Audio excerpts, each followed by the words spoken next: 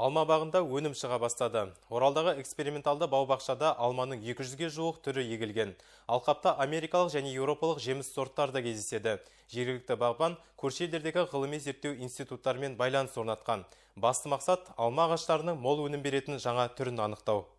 Халықаралық эксперименталды бақтың жалпы аумағы 5,5 гектар. Алқапқа алманың 200-ге жуық, ал жүзімнің 120 түрі егілген. 3 жыл бұрын отырғызылған көшеттерден биыл алғаш рет жеміс жиналады. Оралдық бағбан Қайрат Кәрімов Ресей, Тәжікстан елдеріндегі ғылыми зерттеу институттарымен және ботаникалық бақтармен тығыз байланыс орнатқан. Алқаптан білікті селекционерлер шығарған жеміс сұрыптарын кездестіруге болады.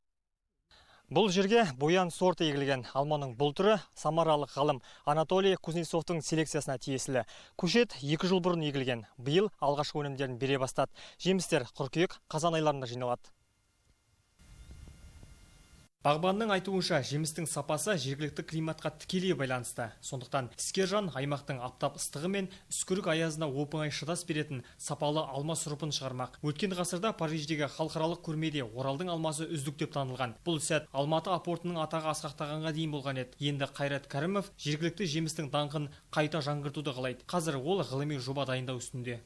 Бақшада қазір ғылыми жұмыс жүріп жатыр. Ғылыми зерттеу сортты қандай несінде подвойында қалай көрсететін соның деген. Қысқы төзімді, ауруға төзімді. Сол үшін біздер 80 форма подвой ектік. 200 сорттай бізде алма бар. Қазір Ресейдің ботанический сад еңбегімен келісім шарттамыз. Бірімізге солай көмек көрсетіп тұрамыз. Облыста жеміс-жидек алқаптарының жалпы аумағы 500 гектардан асады. Оның басым бөлігі қарапайым тұрғындардың ауласында. 2017 жылдан бастап егін көлемі 5 гектардан жоғары болатын бағбандарға мемлекет тарапынан субсидия төленеді. Былтыр өңір бойынша 25,6 мың тонна өнім жиналған. Еркебұлан Смадияров, Рүстем Ишанов, Айдос Қисымов, Ақжайық арнасы.